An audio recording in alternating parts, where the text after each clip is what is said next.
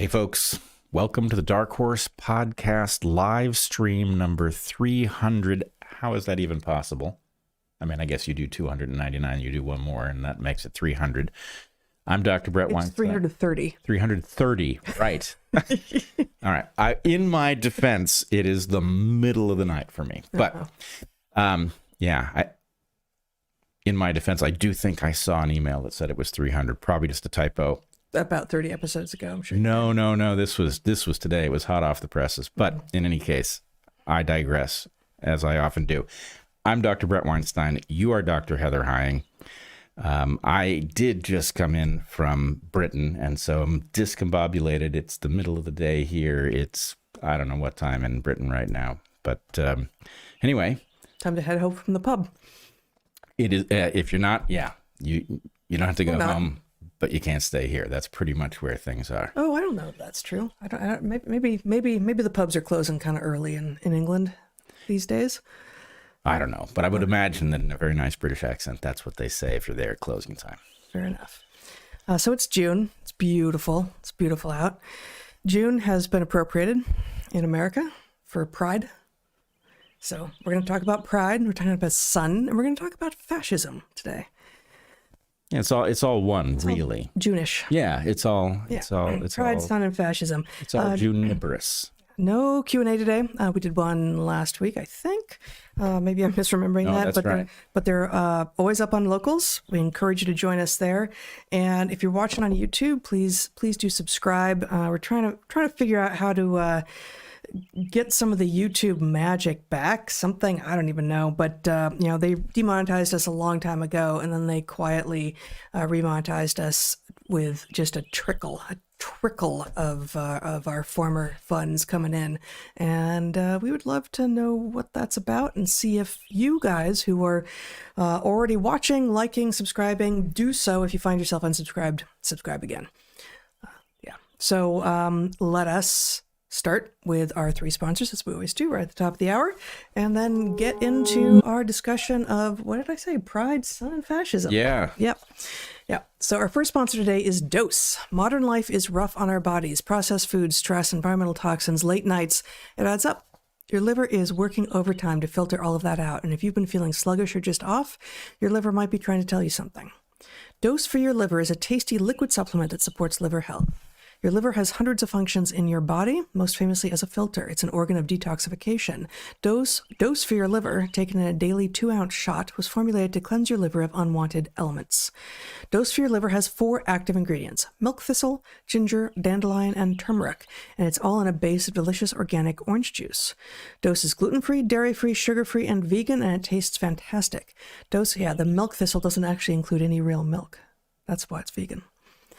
And it tastes fantastic. Dose comes in sleek. That's a good point. I had not caught up to that yet, but you're right. Dose comes in sleek. Just bit my lip. Dose comes in sleek glass bottles and arrives with a stainless steel shot glass with which to take your dose. You can drink it straight or add it to other drinks. Try it in fruit smoothies. For instance, Zach, who was drinking a daily dose for a while, thought the Dose for your liver would be excellent in coffee. I'm not so sure about that, but Zach's going to do Zach, and you should do you. Dose for your liver's in-house clinical studies found significant improvements in standard measures of liver health after study participants drank Dose daily for as little as 8 weeks. The liver produces and regulates cholesterol, stores vitamins and minerals, vitamins and minerals, and impacts digestive and metabolic health, among many other things. Dose supports liver function, aids digestion, eases bloating, and can even boost energy levels. Stick with Dose and feel the incredible benefits over time. You find that you have more energy, better digestion, reduced bloating, healthier liver enzyme function, reduction in brain fog, and better sleep. Ready to give your liver the support it deserves? Head to dosedaily.co/darkhorse or enter darkhorse to get 35% off your first subscription. Your body does so much for you. Let's do something for it. That's dosedaly.co/darkhorse for 35% off your first month's subscription. All right. Slogan for Dose. Here we go. Dose. Because when it comes to your liver, you're still using it. With apologies to Monty Python. Oh, yeah. You remember? Yeah. Is it Meaning of Life? Can we have your liver? Yes, the meaning of life. Mm-hmm. Exactly. Yeah. It's a large glandular organ. I know what it is. but I'm still using it. Yeah. Yeah. And I believe that they may take it anyway. Yes, actually, that is now something. Another thing that Monty Python has correctly predicted is the recovery of organs from people who are still using them. Wow. Yeah. Yeah. Were they completely wrong about anything? Not as far as I can Not remembering it. remember. They and The Simpsons have an unbearably good track record of predicting ridiculousness. Yeah, indeed. All right. Our second sponsor is back with us for a second growing and harvest season, and we are thrilled to be working with them again. It's Sundries Farm, which grows the most outstanding garlic. Eat garlic because it's delicious and exceptionally good for you. Numerous studies attest to the health benefits of garlic on heart and immune health as an antioxidant and anti-inflammatory. Garlic is a staple in many culinary traditions for a reason, for good reason. Eat Sundries Farm garlic because this is a family farm of amazing people who care deeply about the land and their product, who know garlic in all of its intricacies, and who produce a diversity of garlics that is, in my experience, unparalleled. They grow 11 varieties of garlic, each one notably different, some mild, some hot, some ideal for baking, others great to eat raw, really.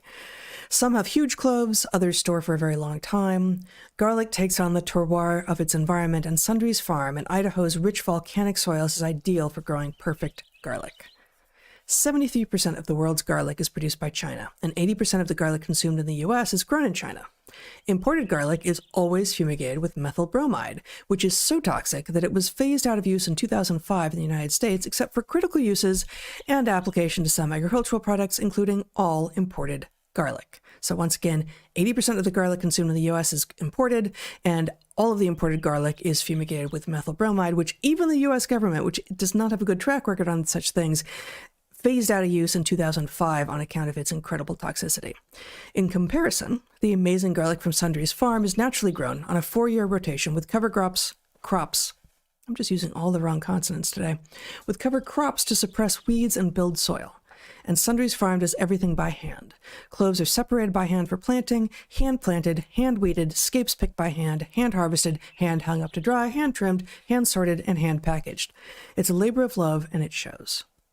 We loved Sundries Farm's music garlic and potato salad, chestnut red garlic and Venezuelan green sauce, and Nootka rose garlic and marinade for grilled chicken. It is all so delicious. It is also delightful to unwrap the different varieties of garlic and discover their secrets. Sundries Farm offers hardneck and softneck varieties, selling a year's supply of gourmet garlic for your kitchen, and also offering seed and gardening packages. Sundries Farm is a real farm selling real food. They grow one crop a year, and when it sells out, that's it for the year. For their 2026 crop, they're taking pre-orders now in June. Rare varieties often sell out by mid-July. The garlic cures for 4 weeks after an early July harvest, with trimming happening in early August to prep for shipments to go out by mid-August. That's the first moment that you'll get some of Sundries Farm delicious garlic. Get your pre-order in now, and then eagerly await your amazing garlic to come in. Go to www.sundriesfarm.com to place your 2026 garlic order and enter code DARKHORSE for 10% off. That's sundriesfarm.com, code DARKHORSE. Check them out and get yourself some absolutely amazing garlic. Once again, that's Sundries, Sundries, sundriesfarm.com. All right, I think I got this one too. Sundries Farm garlic, because the vampires aren't going to cancel themselves. Oh, okay. I mean, right? Yeah. Yeah. And for all we know, methyl bromide makes vampires stronger. Ooh, it probably at least weakens the garlic with respect to its utility versus vampires. It's anti-vampire effects, Yes, yeah. exactly. Mm-hmm. All right. Our final sponsor, Heather, this week is Xlear. Xlear is a nasal spray that supports respiratory health. It's widely available online and in stores, and both it and the company that makes it are fantastic. It's Xlear. That's Xlear, pronounced Xlear. Improvements in sanitation and hygiene have had huge impacts on human longevity and quality of life throughout history, more so than have traditional medical advances. For instance, when doctors started to wash their hands between handling cadavers and helping women give birth, the rate of maternal deaths went down. Breathing polluted air and drinking tainted water have hugely negative effects on human health. Clean up the air and water and people get healthier. Nasal hygiene, however, often gets overlooked. Consider this. The majority of bacteria and viruses that make us sick enter through our mouth and noses. It has become a cultural norm to wash your hands, and that's a good thing, but it's rare that we get sick through our hands. Rather, we get sick through our mouth and nose. So wouldn't it be valuable to use something that blocks bacterial and viral adhesion in the nose? Enter Xlear. Xlear is a nasal spray that contains xylitol, a 5-carbon sugar alcohol. Our bodies naturally contain 5-carbon sugars, mostly in the form of ribose and deoxyribose, which are the backbone sugars of RNA and DNA. Xylitol is known to reduce how sticky bacteria and viruses are to our tissues. In the presence of xylitol, bacteria and viruses, including strep, SARS-CoV-2, and RSV, don't adhere to our airways as well, which helps our body's natural defense mechanisms easily flush them away. Xlear is a simple nasal spray. Use it morning and evening, and it takes just 3 seconds. It's fast and easy and decidedly healthy. Personally, Heather doesn't love taking anything daily that isn't food or drink, nutrition or hydration. So she ends up forgetting to use Xlear on some days. But whenever she is going to be traveling or otherwise in a small space with lots of people and poor ventilation, she is sure to use Xlear, and she thinks that she's getting respiratory infections less than she used to. That totally happened to you. Nobody will notice that I was editing on the fly. The founder of Xlear, Nathan Jones, spoke with me on the Inside Rail in 2024 and 2025. And in 2025, Lon Jones, osteopath and inventor of Xlear, spoke with me about how xylitol interacts with respiratory viruses. We recommend those conversations, and we highly recommend Xlear as a daily habit and prophylactic against respiratory illnesses. That's Xlear with an X, Xlear. Get Xlear online or at your pharmacy, grocery store, or natural products retailer, and start taking 6 seconds each day to improve your nasal hygiene and support your respiratory health. Xlear, it's for everybody except spelling sticklers. So that's actually here. I don't want to obscure our beautiful table with No. a random piece of paper. It's actually a great segue, because there you were messing with pronouns on the fly in order to make everyone feel correctly identified and honored in their current instantiation in the world. And here we are going to talk about Pride Month, because as it turns out, in California, if you want some pretty snazzy perks, you got to prove you're gay. Prove you're gay to the state. To the state. How does one even do that? Yeah, well, we're going to find out. We are going to share. We already know. We're going to share with our viewers, some of whom probably already know as well. Can you see my screen? That Chris Rufo and his co-author Austin Hufford, whom we do not know, wrote this week in City Journal a piece headlined "Inside California's Gay-Certification Program. The state is pressuring utilities to award $633 million in contracts to LGBT businesses." Now, it's basically exactly what it sounds like, but I'm going to read a little bit from it here. We have, this was published, just a couple days ago. Americans are used to handouts for favored groups. Affirmative action and university admissions, corporate diversity initiatives, and minority-owned contracting requirements direct opportunities, resources, and contracts to supposedly oppressed groups such as women, Native Americans, blacks, and Hispanics. In California, state Democrats have embraced another kind of favoritism, contracts for state-certified gay-owned businesses. The scheme operates through the California Public Utilities Commission, CPUC, which regulates privately owned utility companies. California Utilities spent more than $43 billion in 2024 on contractors, fuel suppliers, surveyors, engineers, and others whose work helped deliver water, gas, electricity, and internet service to California's 39 million residents. In 1986, Governor George Duke Majan signed Assembly Bill 3678, which required certain CPUC-regulated utilities to submit annual plans for buying goods and services from women and minority-owned companies. 1986. We were still living in California then. I remember Governor Duke Majan. We were in high school. I do not remember that happening. No. I think even though at that point I was in favor of affirmative action, I would have objected to that.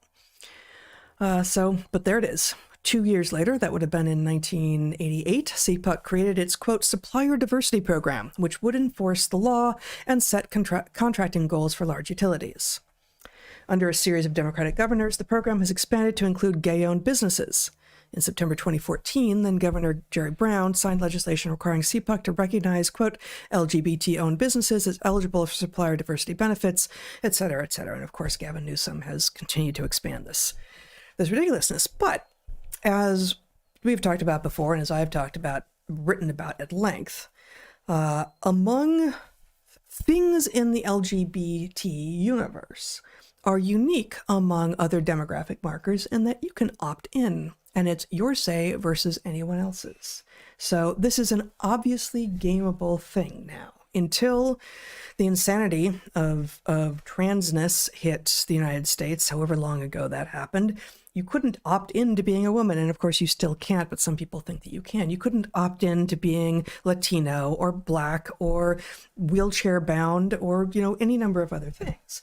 There were some of these identifiers are issues of degree, and they could require qualitative assessment, but you can't choose an identity for a long time for most of these. And now, of course, trans has changed that. And I will argue, so has another one of the things included in here. Did you want to add something before? Yeah, I do want to add something. So I see there as two fundamental flaws here with the whole logic underlying this, and then some extrapolations from it. But one of them you're pointing to here. Obviously, something that you can opt into, there's a cost-benefit analysis. Now, you might be morally constrained not to opt into this just to get benefits, but the point is, obviously, there's a calculation to be had, which is not there for an inherited characteristic. But I also think there's something... So, okay, affirmative action is presented as a remedy for the consequences of past oppression. It's presented initially as something that is finite in time, because sooner or later you will have compensated enough that there won't be a further justification for it. It's a temporary measure. That, of course, vanishes very quickly as soon as you institute affirmative action, but that was the basic idea. There's been longstanding oppression, it has accumulated, and it is time that we right that wrong temporarily until it is having no net effect. This does not apply to being gay. It does not apply to being trans, because these things are not passed down in a lineage sense. So the point is, even if we say there has been tremendous oppression of gay people, true, that oppression stretches back basically indefinitely, true. Okay, but the fact that you show up as gay in this generation does not mean that you have the accumulated disadvantage of all those gay ancestors. The point is we all sort of equally have whatever oppression our gay ancestors experienced. And so the point is the logic doesn't make sense, because there's no, you as a gay person are not carrying a burden that is excessive. And I guess the one caveat there is that whether or not it's, in the genes or environmental, there is some tendency for gay children to be the result of gay parents. A very, very weak tendency. But it's weak. And so your point is there is no inherited burden. There is no lineage level burden. To correct, right. Right.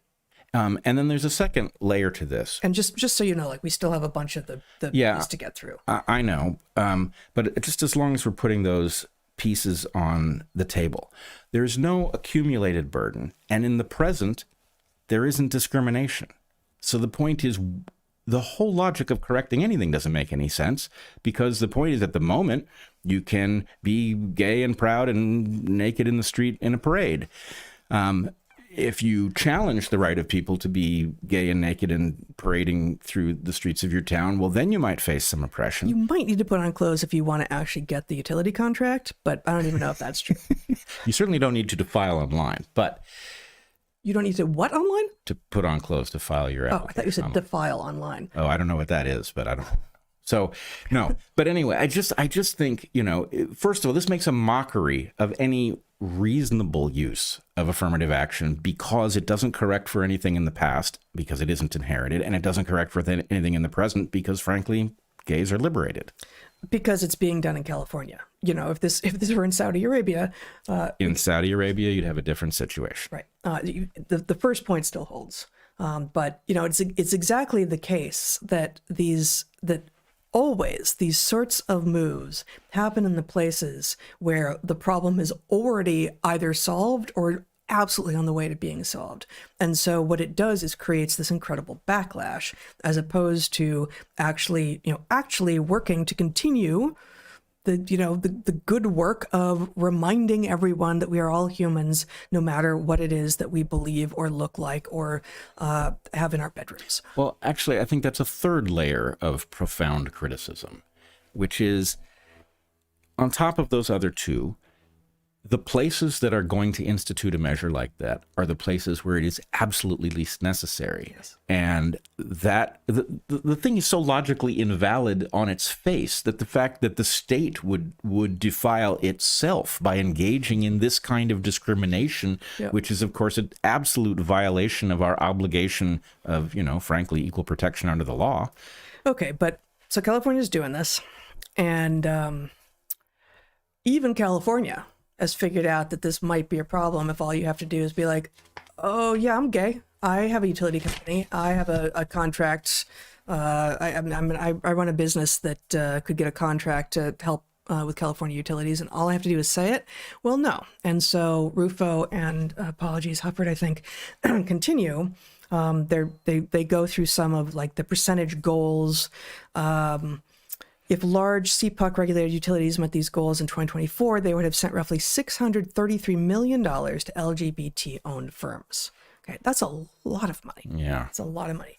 This scheme raises an obvious question. How does a business qualify as officially gay? Paperwork.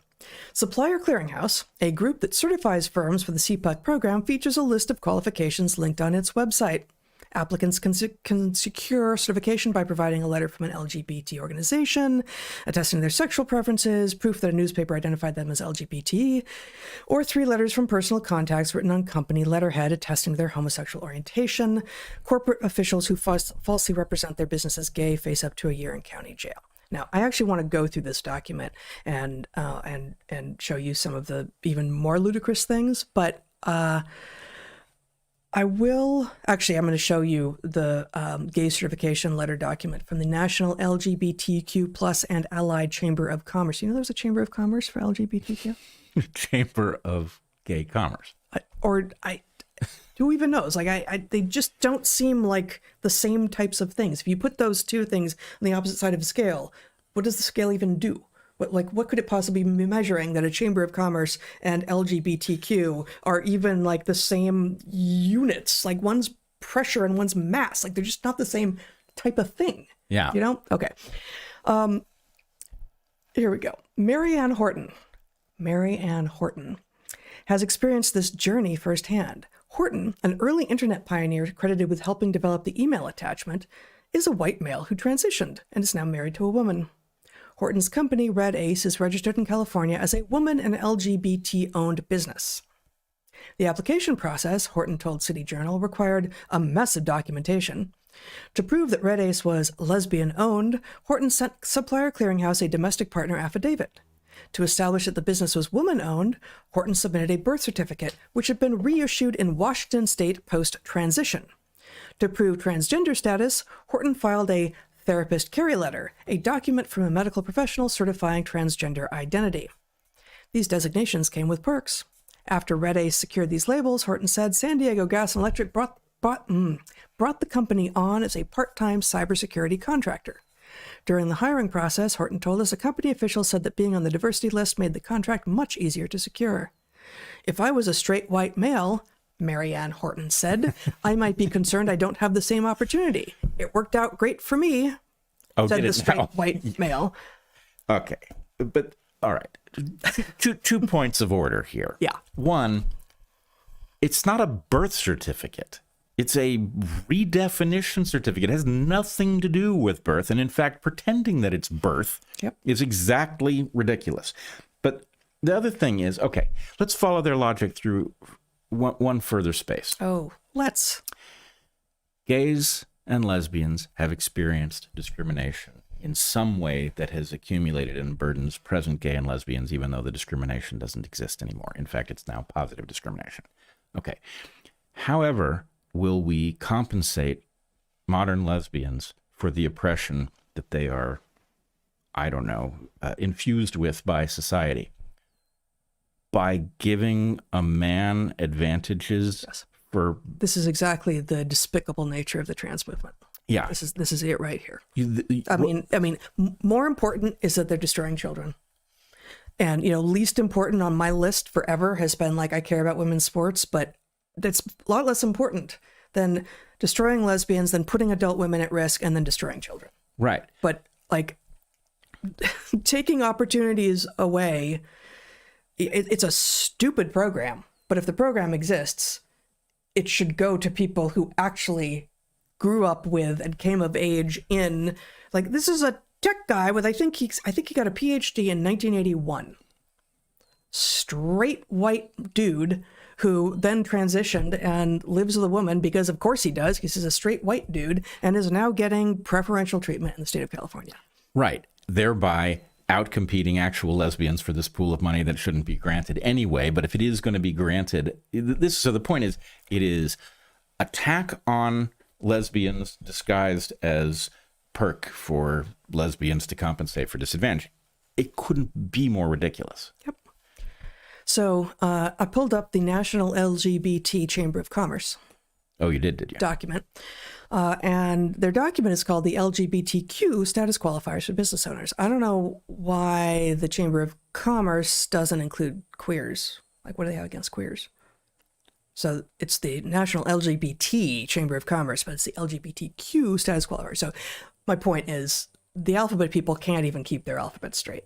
Right, like sometimes there's a Q, sometimes there's an asterisk and a double A and a Q spirit and this, that, and the other, and sometimes there's not. I hope it's not too deep in the weeds, but I want to revisit. I did an experiment back in the early days on Twitter, and I said, please tell me, if you took the Q away from LGBTQ, exactly who would that exclude? And nobody came up with anything, because obviously whatever queer is a non-thing, and it's covered by LGBT.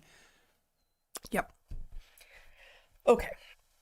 The National LGBT Chamber of Commerce's supplier diversity corporate partners have made a commitment to buying back from the LGBTQ community. Buying back. The NGLCC National Certification Committee, in accordance with the LGBT Business Enterprise Certification Standards and Procedures. Now, it does sound very official, given all the acronyms, does it not? Oh, a lot of capital letters strung out together and without breaks. Fairly careful work. Asks for status qualifiers to establish LGBTQ identity in order to demonstrate to all stakeholders that the NGLCC is working on behalf of LGBTQ business owners. Therefore, the committee reserves the right to ask for several LGBTQ status qualifiers in order to authenticate the affidavit and corroborate each LGBTQ status qualifier document with the other. It goes on and on and on and on. Unless otherwise noted, the following documents are acceptable forms of LGBTQ status. The more an applicant can provide, the more unequivocally it can be determined that the owner, parentheses, is LGBTQ. Okay. There's a lot. Some of them are exactly what you would expect. Evidence, I've just highlighted a few that struck me as notable. Evidence of completed or attempted parenting and family building efforts made by LGBTQ applicants and same-sex partner. This could be in the form of a second parent adoption, petition for second parent adoption, adoption records, and or state-required documents for adoption, in vitro fertilization procedure, proof of procedure from a medical facility, a letter from a doctor that performed the procedure and or medical records and insurance records citing the procedure, surrogate mother arrangements, proof of surrogacy in the form of a surrogacy contract, proof of payment, medical records, and or letter from surrogate mother and doctor. What this puts me in mind of is I started working in the 80s. I had a lot of jobs starting when I was like 13. And I did retail work. I scooped ice cream. I worked in a video store. I worked in a bookstore. I just did a lot of different kinds of work. And I became familiar pretty early on with what potential employers could and could not ask. As a woman, they were absolutely not allowed to ask about my current marital status, if I was pregnant, if I was intending to become pregnant, because those historically had been questions that meant that they could predict, accurately or not, what my intentions with regard to the job might be, and thus perhaps choose someone. If I said, yes, I'm trying to get pregnant, which I don't know why I would say that in a job interview, but if they had asked and I had answered honestly at some point that was true, that of course was not true in the 80s, but then they could have made the decision and had some cover story that they did not want to go with someone who might be about to need maternity leave for instance, right?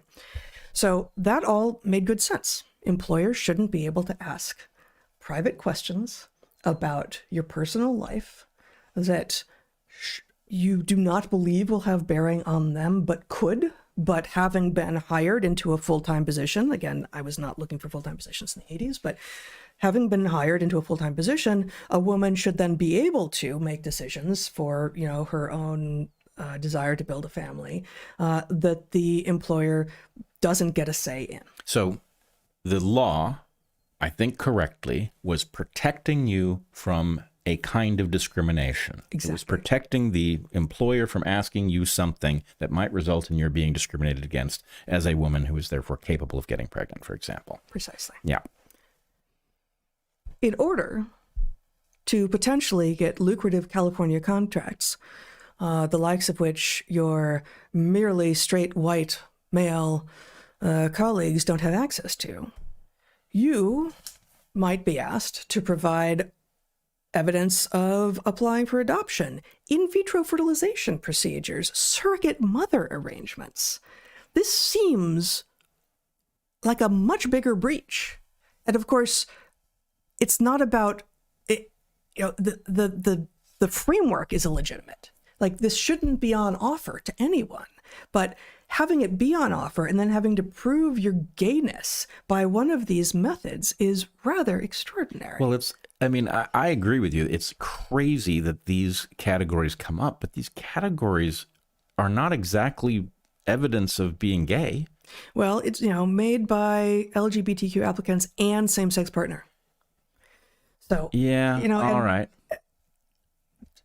What can you tell from the name that there's the same-sex partner? That, like, there's obviously a lot of wiggle room, and they're really working to make this seem concrete, linear, reductionist, quantitative, all give it the gloss of sciencey things so that people stop asking so many questions. Well, especially in light of the fact that it is the very same folks who are blurring the lines that would tell you for sure that two women together are in fact gay because one of those women might well be a man. Exactly.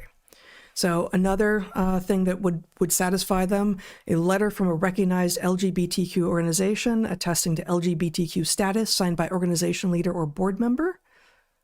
So you just got to find some organization. That organization could have just been started yesterday, right? And they just have to be like, yeah, you're LGBTQ. We're an organization that you're not vetting, and yep, we're a gay organization. And letters must be accompanied by signed affidavits. Oh, must they? Okay. Social media profile for the business or a public personal profile. Accepted social media include LinkedIn, Instagram, X, Threads, Facebook, YouTube, and TikTok.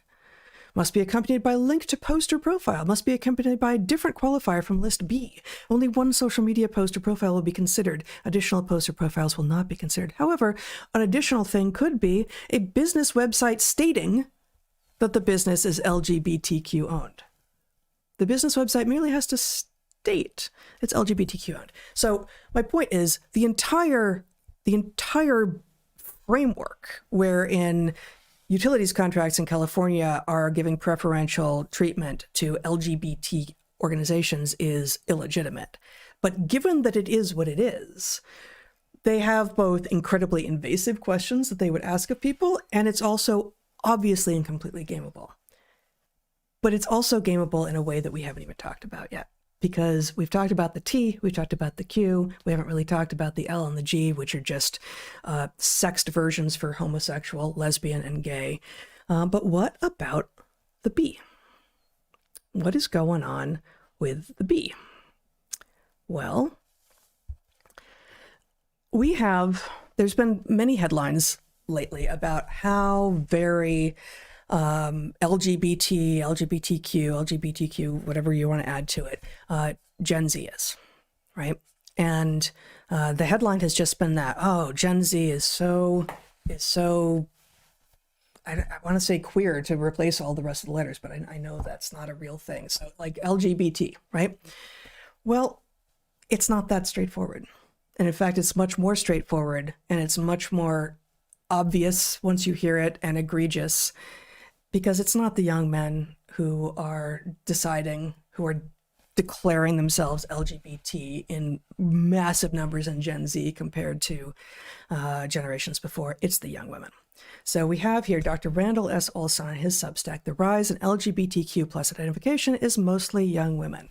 And he's pulling this from a Gallup survey, and he's put together an excellent graph. So I'm going to show you this rather than go to the Gallup survey directly. The rise, let me see if I can make this just a little bit bigger. The rise in LGBTQ plus identification is mostly young women. So let's just start at the bottom. Among the silent gender, this is again, according from a Gallup poll from 2024, the most recent data for which Gallup is available at this point. Silent generation, 1.8% of the population declare themselves LGBTQ. Boomers, born 1946 to 64, 3%. Gen X, that's us, born 65 to 80, 5.1% overall. And then Gallup started also reporting a gender split in generations after our generation, for millennials and Gen Z. So for millennials, born between 1981 and 1996, they report 9% of men identify as LGBTQ and 18% of women do. That's high. That's a huge leap from Gen X. But in Gen Z, born 1997 to 2006, which frankly doesn't seem like a long enough generation, so they're going to have to extend that out. But put that aside for the moment. That's just going to be like, I guess people younger than that aren't old enough to be queried yet, probably. So for Gen Z, born 1997, 2006, 12% of men are identifying as LGBTQ and 31% of women. Wow. 31%. Okay. And that's huge. That sounds ridiculous until you realize, let's see, I don't actually, here it is. Yeah. That the label doing most of the work is bisexual, as Olson says in his Substack. Among LGBTQ plus members of Gen Z, most are bisexual. Among the oldest LGBTQ plus adults, almost none are. Older generations are mostly gay and lesbian. Younger ones are mostly bi. My argument is that bisexuality in women is the newest social contagion. It's popular. It's actually harmless. It's way better than cutting yourself or declaring that you're a dude. And hey, guess what? It also opens up opportunities for contracts in California. Whoa. So we have a generation that is, yes, more LGBT identified than any generation that came before, but it's not that flat. It's 3 in 10 women among Gen Zs are calling themselves LGBT, but the vast majority of these are actually saying I'm bi. And what does bi mean? You were once attracted to a woman? That's bi enough for some people. And if that's all it takes, and then you have doors open up to you because affirmative action now includes LGBT, and why wouldn't you? Like, given that we have a generation of people who are losing opportunities based on AI taking work, and they've had their soul stolen by COVID lockdowns and the screens that they're glued to, if you see a way to both join the crowd, be one of the cool girls, and also have more doors open up for you down the road, why wouldn't you? Like, I wouldn't have, but I know a lot of people who would. Right. And I mean, I know that this is what you're describing, but at some level, there's no downside for a woman declaring herself bi, even from the point of view There's no you factor. There's no like it doesn't. No, it's the opposite. It's like considered edgy and cool and sexy. So the point is, if you're completely mercenary, then of course if you get contract advantages, you know, and it sets you apart from your competitors in the mating and dating market. But not that much apart anymore. No, because a lot of people have figured it out. But yeah, it's crazy. And once again, who pays the cost? Like real lesbians. Real lesbians. Right? Yep. Real lesbians are being outcompeted by a bunch of straight girls who want to claim that they're, you know, in the club. Yep. I also think this is just a weird argument. It's so weird that I'm hesitant to even make it. Mm-hmm. But isn't this whole thing actually discriminatory against closeted gays? You have to come out to get this advantage. The point is, anybody who's in the closet can't access this stuff, right? You have to be out and proud. And so the point is, it's like driving people to be out who might not want to be public about this. You know, what if you're just, you know, What Gay if, and just like a woman's status with regard to thinking about forming a family back in the 80s, 90s, and aughts, some people actually want to keep their interests in the bedroom to themselves. yeah, right. Maybe privacy is of value, but not according to our new rules and regs. Right, which from the point of view of this, obviously revolutionary movement, and I don't mean that in the positive sense, but it's Right. obviously hostile to civilization and how it functions. From that point of view, outing as many people as you can so you can claim the numbers are higher than they actually are is to their benefit. And, what's more, it comes with a lot of money that you can shunt to the people in the community that you like. Yeah. Right? Insane. Yep. There's also a bunch of stuff missing from that list of how you would demonstrate that you were gay. Well, I didn't read the whole list. Oh, okay. Okay, go for it. Yeah. I just want to know, what if you're a guy who makes cupcakes? Do you think that's sufficient? I do, but that's just me. Yeah, it's just you. Yeah, it is just me. It sure got quiet in here. I think, I don't know. I think you don't get any more cupcakes now. I'm not a big consumer of cupcakes. Well, I have a few for you. Oh, no. Yes, I actually Wow. brought some for you. Wasted on my I own made them, petard. and no man made them. Right, there but, you I go. don't think you get them. No. I think they're not for you anymore. Wow, that They have raspberry and almond, some I'm of not your a favorites. believer in fate, but that does seem like somebody was sending me a message. Yeah. Yeah. Okay. I want Pride, Sun, and fascism. Really, it makes the most sense to go on to the fascism story from this because, you'll see. So we may save the Sun story for next time, depending. Okay, so our good friend Dave Stevens, whom you actually just saw, recently introduced me to an Umberto Eco essay that I had not been familiar with on the subject of what Eco is calling fascism, which is sort of just the generalized, the Platonic ideal of fascism. But Dave's story in terms of how he discovered the essay was a good one, and he told me I could share it. So he was watching a video that popped into his feed, as happens to all of us, and the scene was a familiar one. There was someone from the blue hair cult calling someone from the red hat cult a fascist. And I believe that those are his terms. They're great. I hope I'm not going too far here, Dave. And the typical move in this encounter is the red hat cult dude is like, you don't even know what fascism means. And the blue haired cultist, argues and quails and reveals that they in fact don't know what fascism means. And everyone watching sort of chuckles. But Dave, true to form, being honest and wickedly smart and therefore aware of when he doesn't actually know something, was like, I'm actually not sure that I can really clearly define it. So let me figure out what fascism is. And of course, that took him down various rabbit holes. And there's a lot of fuzzy boundaries and people disagree. And of course, Umberto Eco's essay on the subject from 1995 in the New York Review of Books is hardly the end all and be all of the arguments. But it is quite a good article. It's very long and meandering. I'll link to it in the show notes. But I want to share just a couple of paragraphs. And then what he does in the end is has 14 traits of a fascist movement or a fascist society. And I just want to kind of spring them on you and see what you think All of right. them. So first, though, let me find the essay. Here we go. So this is New York Review of Books, not coming all the way to the top. I don't know. Okay. I don't know why my computer is behaving this way. Okay.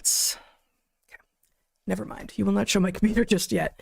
I'm going to read a couple of paragraphs from the essay from 1995, Umberto Eco's essay on fascism. He says, nevertheless, historical priority does not seem to me a sufficient reason to explain why the word fascism became a synecdoche. That is, a word that could be used for different totalitarian movements. This is not because fascism contained in itself, so to speak, in their quintessential state, all the elements of any later form of totalitarianism. I feel like there's words missing there. On the contrary, fascism had no quintessence. Fascism was a fuzzy totalitarianism, a collage of different philosophical and political ideas, a beehive of contradictions. So here's Eco setting up the argument that it's not one thing, and that, and maybe even, predicting that there would be people of various extremes calling one another fascists, that it would be hard to disagree, except to say, you don't know what that means, but maybe neither do I. He continues slightly later in the essay, fascism became an all-purpose term because one can eliminate from a fascist regime one or more features, and it will still be recognizable as fascist. Take away imperialism from fascism, and you still have Franco and Salazar. Take away colonialism, and you still have the Balkan fascism of the Eustaches. Add to the Italian fascism a radical anti-capitalism, which never much fascinated Mussolini, and you have Ezra Pound.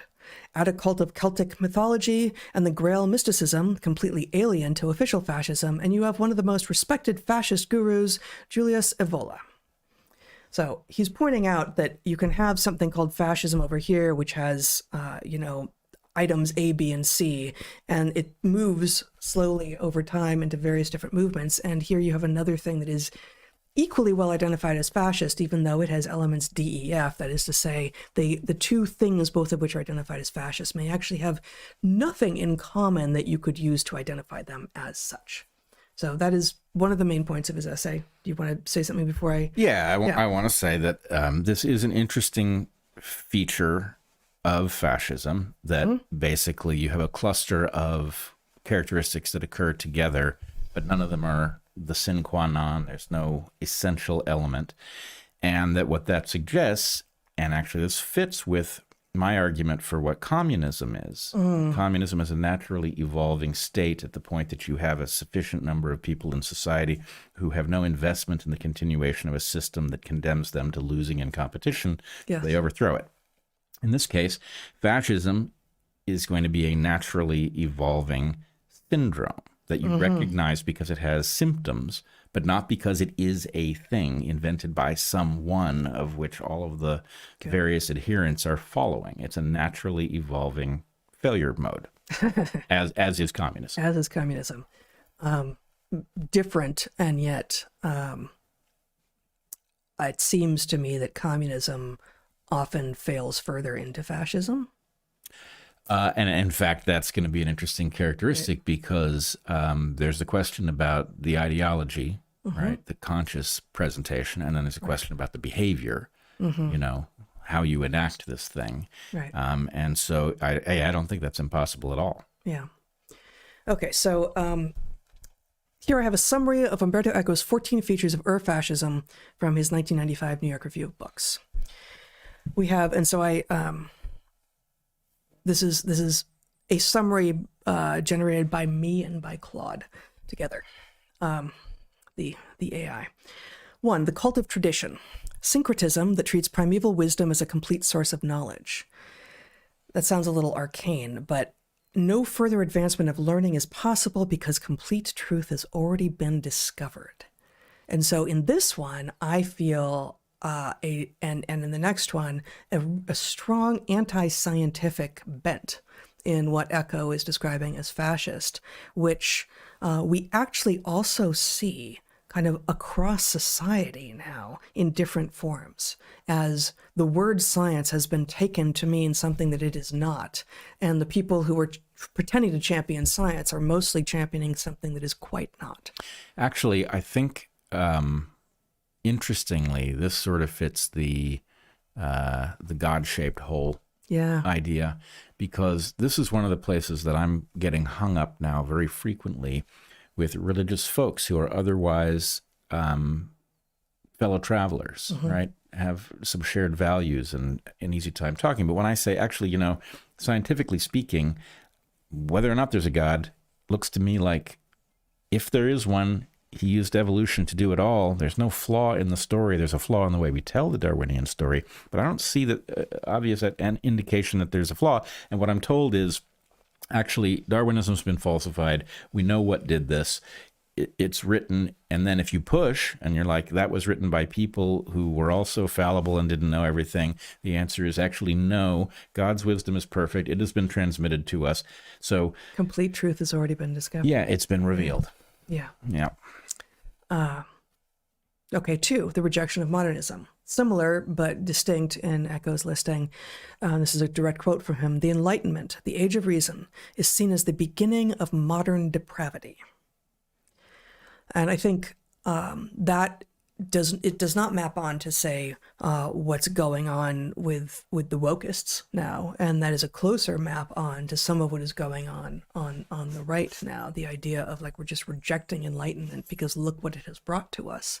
But it's interesting that Eco sees that in across many fascist traditions as well. Well, it is literally reactionary.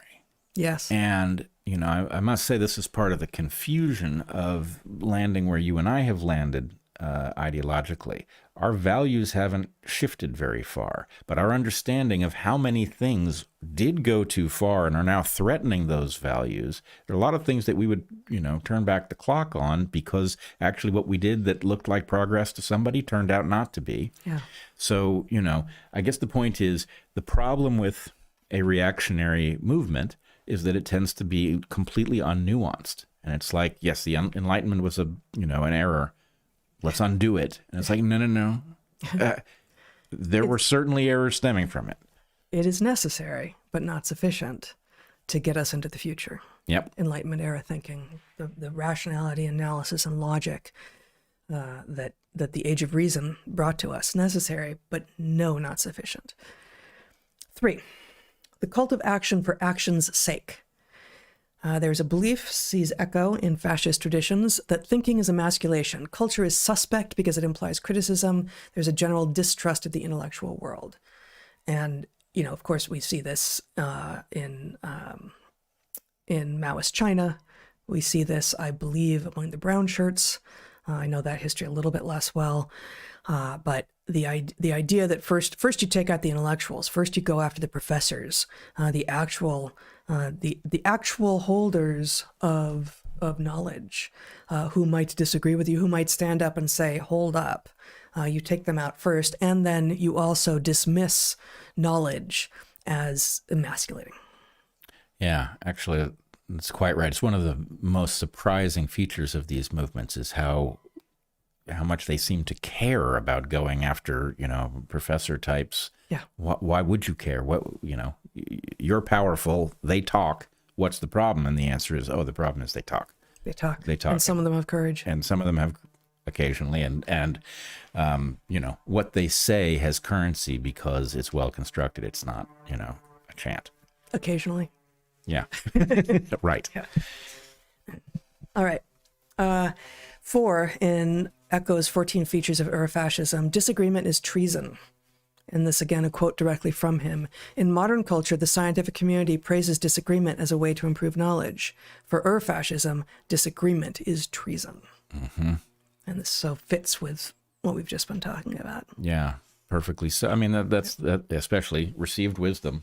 What's there to talk about? What insight exactly are you going to add to it? It's received. And so... and so, you know, I mean, I think this list is fascinating because so many of these run exactly hit what we were trying to do in the classroom and what we've been trying to do here on Dark Horse, saying, you know, the Enlightenment, the ways of the Enlightenment are necessary and insufficient to move us forward. And these are your tools. These are your human tools. And do not believe them when they tell you there is nothing new under the sun. That is a hopeless, pessimistic conclusion to have come to. Of course, there are new things under the sun. Of course, we do not know it all. Of course, we will never know it all. And from that, you should garner hope and excitement and optimism, not the opposite.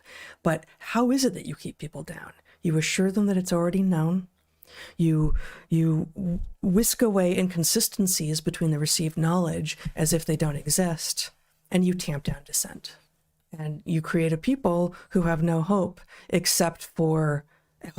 no passion except for whatever it is that you steer them to hate that.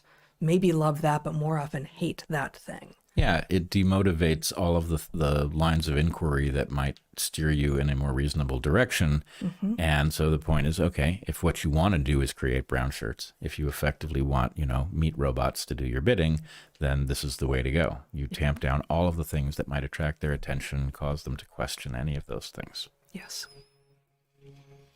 5, fear of difference. Seeking consensus by exploiting fear of intruders, an appeal against outsiders. Fascism is racist by definition. So this feels like one of the more obvious points, except that I would say that most of the extreme movements that we can point to right now on the so-called right and the so-called left do exactly this. The getting rid of straight white men from workforces is, as we have pointed out over and over and over again, it's a rejection of difference. It just happens to come under the banner of the embrace of difference.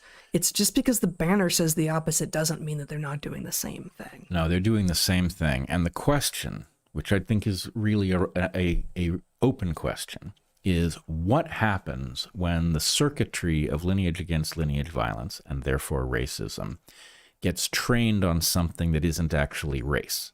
Yeah. Like when it gets trained on a red hat, Yeah. You can, blue hair, red hat, trans person. Right. Mm-hmm. The hallmarks of. Yeah. And one way to read the outbreak of shallow, phony sympathy with and participation in movements like LGBTQ is, okay, if you're going to go after the straight white males, then what happens if you're a straight white male who would not like to be gone after? Well, the idea is if I signal that I'm actually going to switch teams and I'm going to be on your side of this battle and we can all go after the straight white males together, even though I am one, right? Then the point is, allyship. This is why allyship looms so large in these revolutionary movements, is because the point is, game theoretically, what you want to do is get as many people who are in your sights to switch teams and do your bidding instead, and do it extra ferociously. That's the mythology in these far left circles, is that, white people, you need the white people in your movement out front to take the confrontation with the cops directly. Yep. They don't get to speak, but they do get to take the hits. Yep. 6, appeal to a frustrated middle class. Echo writes, fascism speaks to those concerned about both those with more and those with less than them. They are suffering economic or political humiliation from above, while also, and again, Echo's language, frightened by the pressure of lower social groups. Now, this feels like a more general recognition that anytime you've got a middle class that is feeling legitimate pressure from both sides and is being tightened because largely the people above, with more, are taking ever more and thus reducing the size of the middle class, you will have a frustrated middle class who is ready to be appealed to. But I think Echo's distinct contribution here is watch for the appeal to the middle class. Like, watch for that to happen, because that will of course be that. Like, that's another piece of your army right there. So this is the powerful signaling to the middle class. This is our revolution. Am I reading that correctly? The fascist. No, that comes later. Actually, okay. I don't see that in this one. He does have that as one of his examples, but I don't really see that. This is just this doesn't specify where it's coming from. It's just that the middle class is part of is the target of the movement. Yeah. Okay. Obsession with a plot.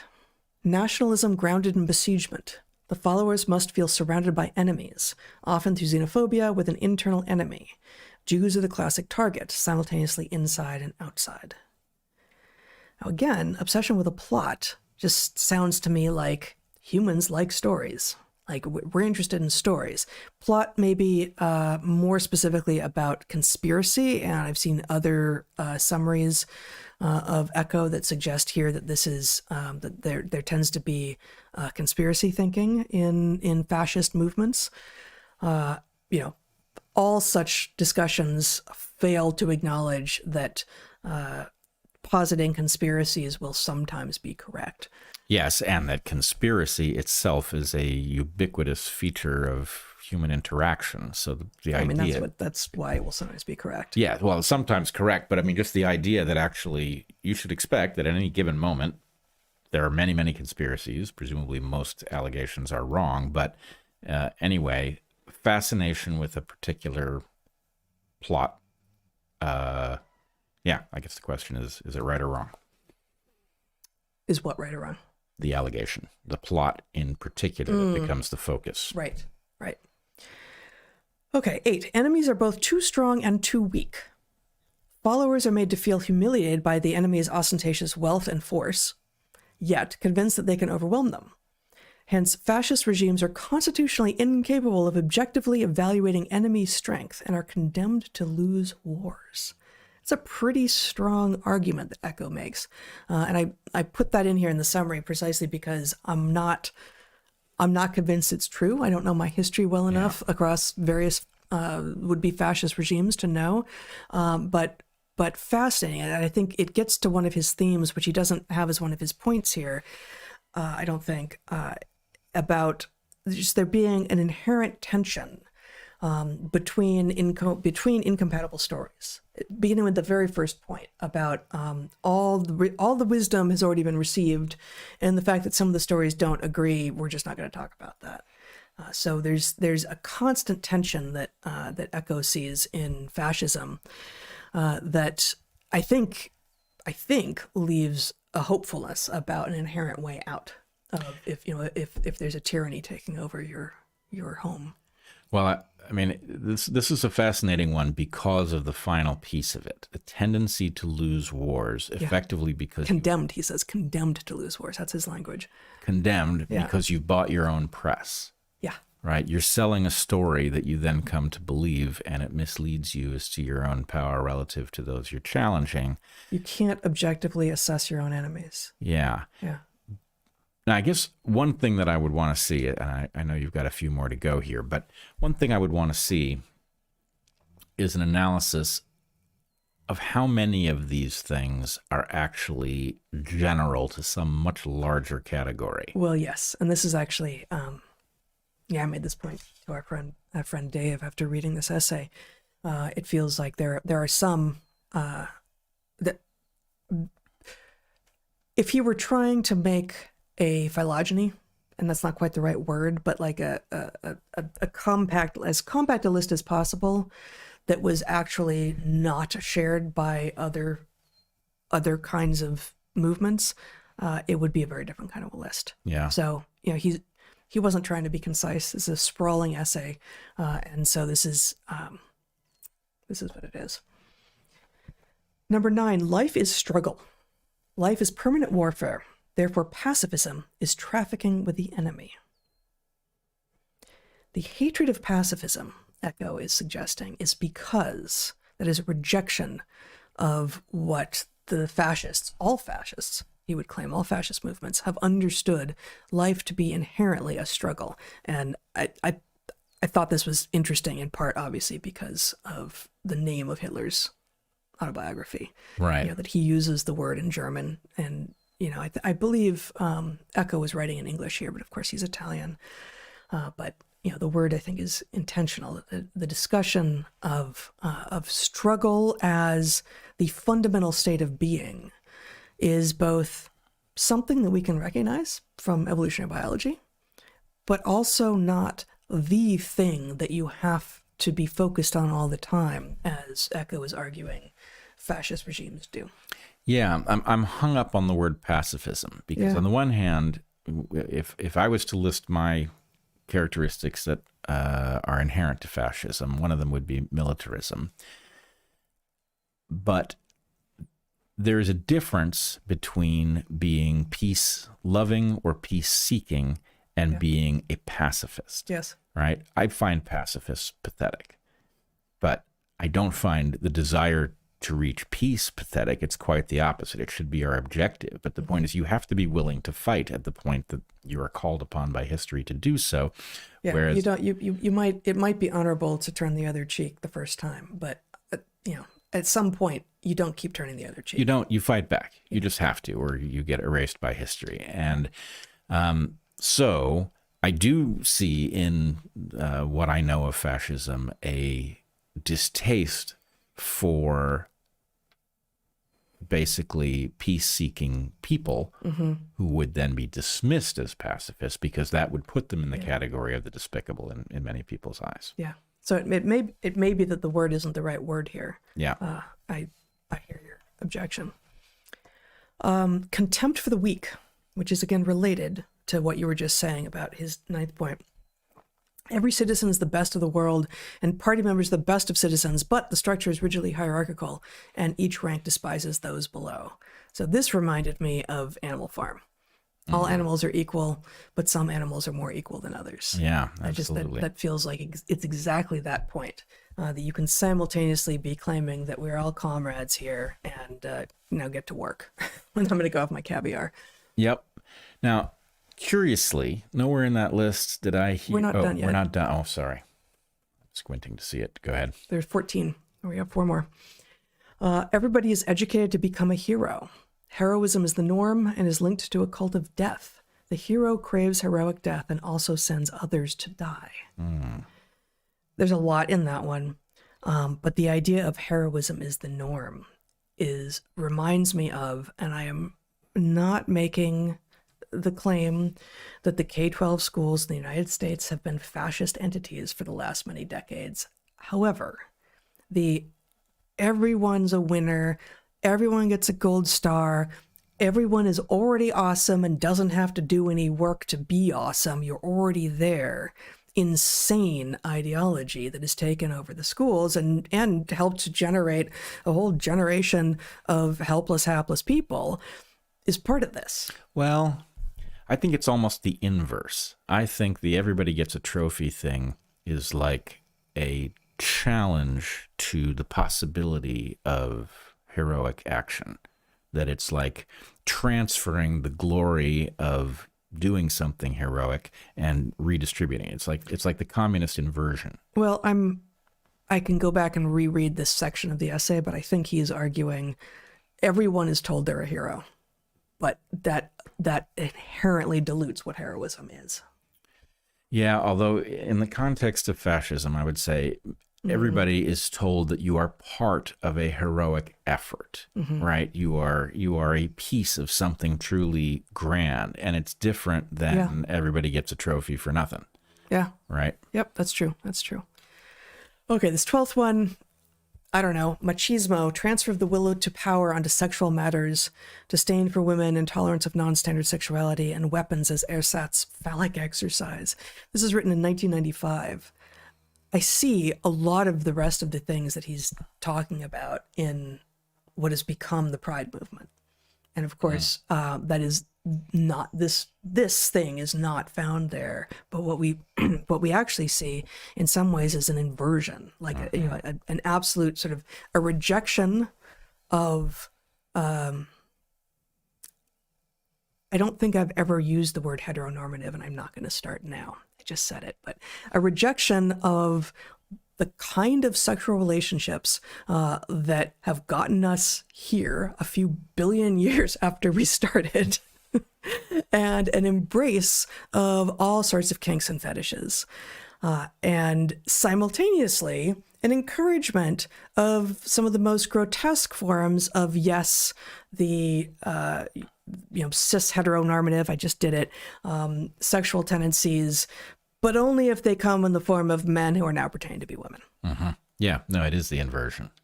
It's the deviance is now the non-deviant, and the normal people are deviant in the eyes of the movement. Yep, exactly. Okay, 2 more from Echo. Individuals, and this is something you were getting to earlier, individuals have no rights as individuals. And this is a quote from him. The people is conceived as a quality, a monolithic entity expressing the common will. Since no large quantity of human beings can have a common will, the leader pretends to be their interpreter.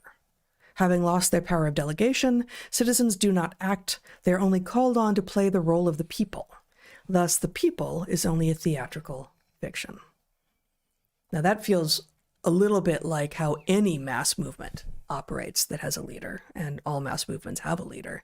But that sounds like, frankly, any cult, many religions, any organization in which you are led to believe that you are a member of something great, and so you subsume all individual rights into the greater thing, and it might be called the greater good, it might be called something else, but what that obscures, maybe from you, if they're doing their job as they want to be doing, is that you have simply given over everything to the person who's leading the thing.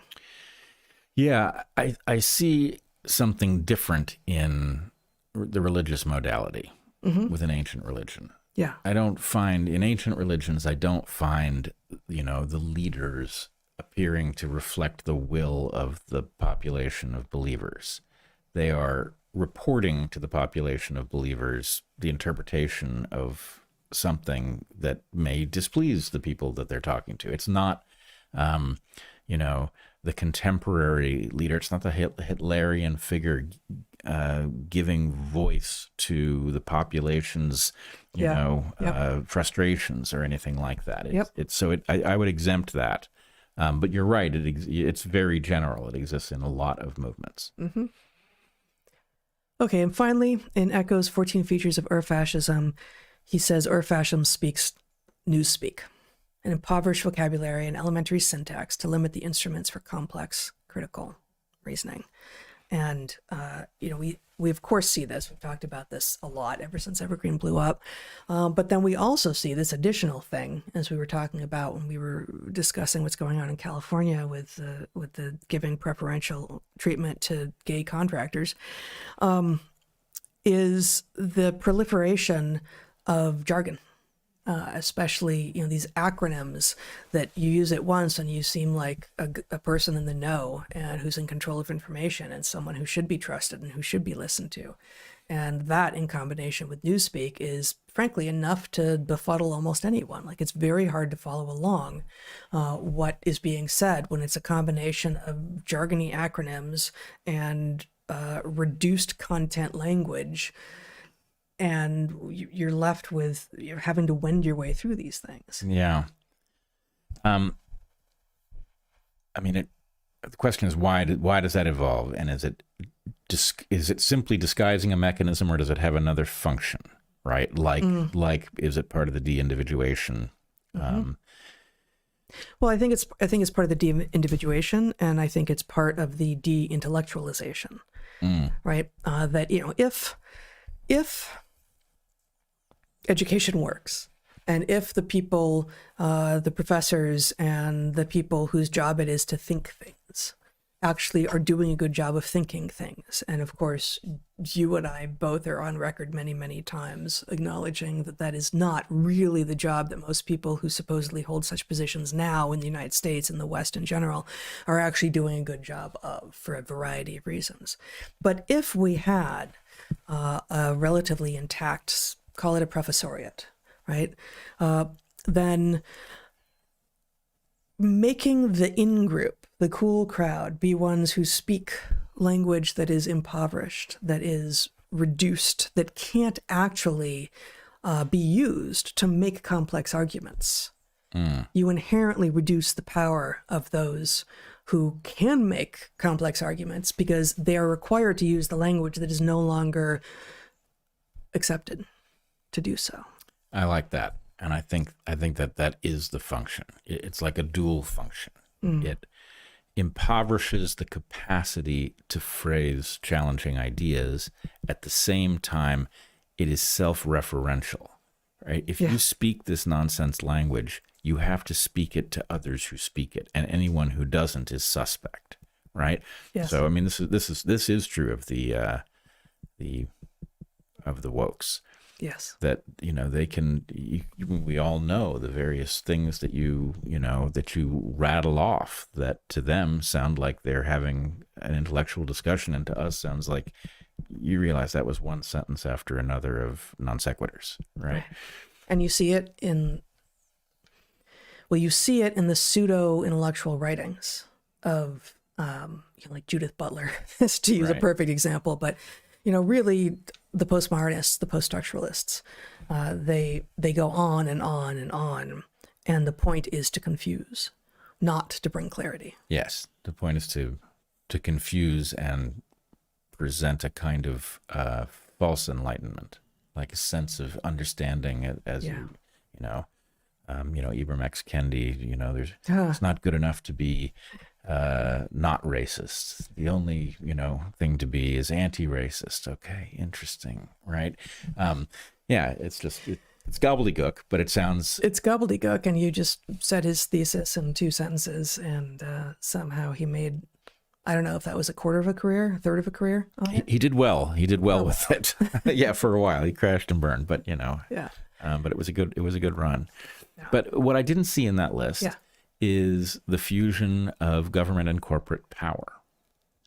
Yeah, he winds his way through some of that in the rest of the essay, and basically says, Umberto Eco, in thinking about various fascist regimes throughout history, don't always see it. And that may just be because, the 20th century is kind of the century of the corporation.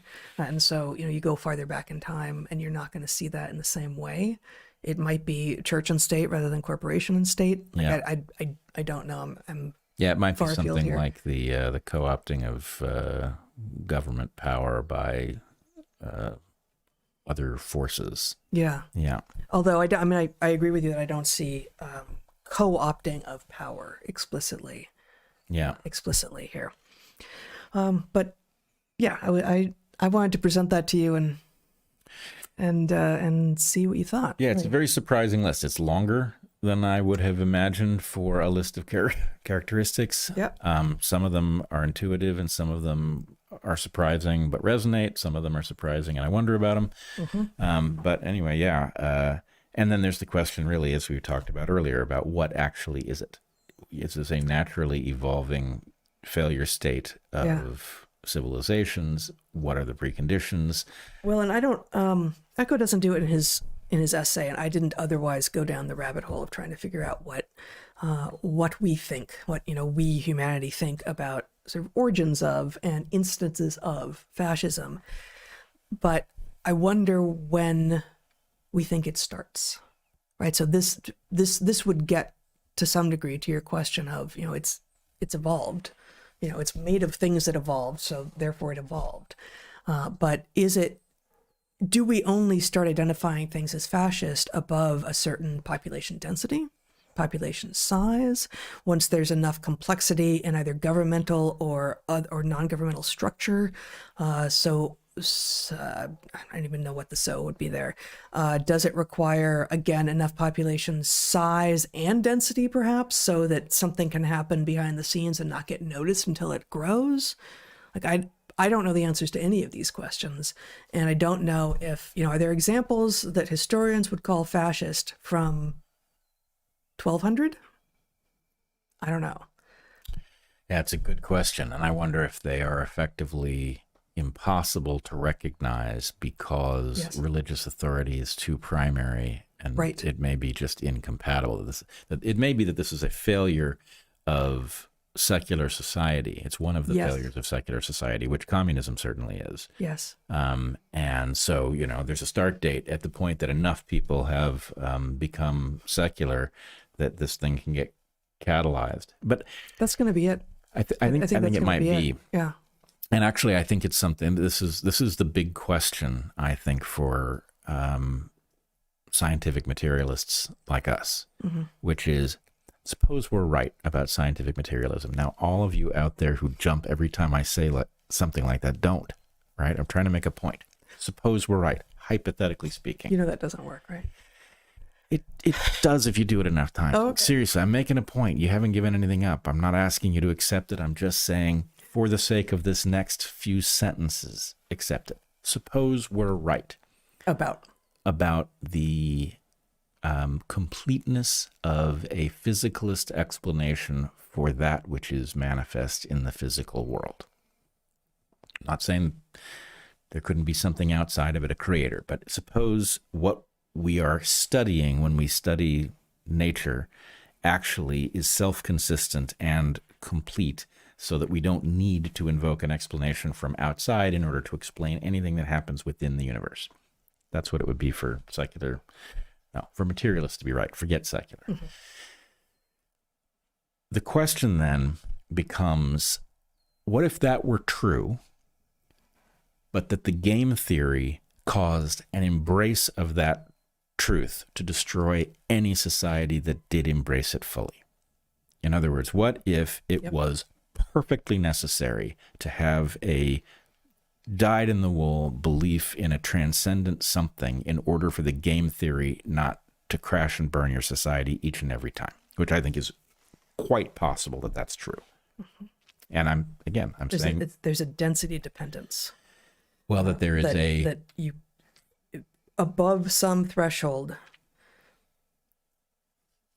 of the population not believing in a religion, things fall apart. It's fatal because you're effectively, it's like the cells of the body embracing their own interests rather than subordinating to the body's overall interest, right?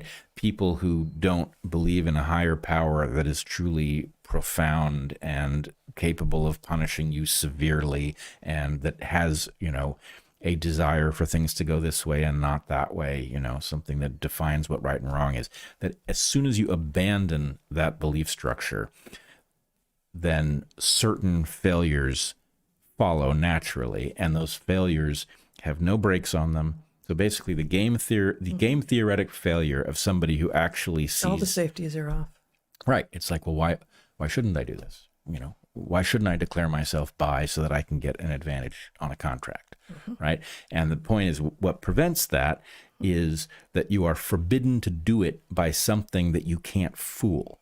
Right? Whether or not that something exists. I'm not saying it does. I'm not saying it doesn't. But the belief that there is something that cares and that you cannot fool. Let's put it this way. If I reel it all the way back in, scientific materialism, let's say it was right. I think what it would say is that the game theoretic failures that follow from too short a time horizon, from focusing on how will I succeed in the next generation rather than how will I succeed without compromising my species 5 generations out, right? Or my people 5 generations out, that is a fatal project, and that the materialists, because they are focused on what is true and not focused on things like terminal game theory in general, miss this, and they think, oh, we've become enlightened, we no longer need that God stuff. And again, necessary and not sufficient. Yeah, right. And so the question, I think, is there has to be a reconciliation. I think the religious folks have a point that the secular materialists have been ignoring almost completely for a very long time. That point needs to get recognized. And the religious folks need to recognize something that's coming from this secular materialist perspective that most of the secular materialists don't know. But the responsible people on both sides are going to have a conversation if our very survival depends on how we live under a story that successfully arrests that game theoretic failure. Very good. Very good. I think maybe we'll stop there. All right. I'll bring the sunlight back when we come back in just a few days. We could actually even go out into the sun now. But they don't know that. They don't know that we're gonna. Right. Yeah. No, but I'm gonna talk about the sun next time. I suggested that we would talk about it today, but I think what we're gonna do is save that. But just a teaser. Consider skipping the sunscreen. That's it. That's the teaser for next time. Okay, so check out our sponsors this week. Once again, Dose, Sundries Farm, amazing garlic, and Xlear with an X, Xlear. Check out our locals, and if you're on YouTube, especially, subscribe and like and share and do all that good stuff. And until you see us next time, be good to the ones you love, eat real food, and get outside. Be well, everyone.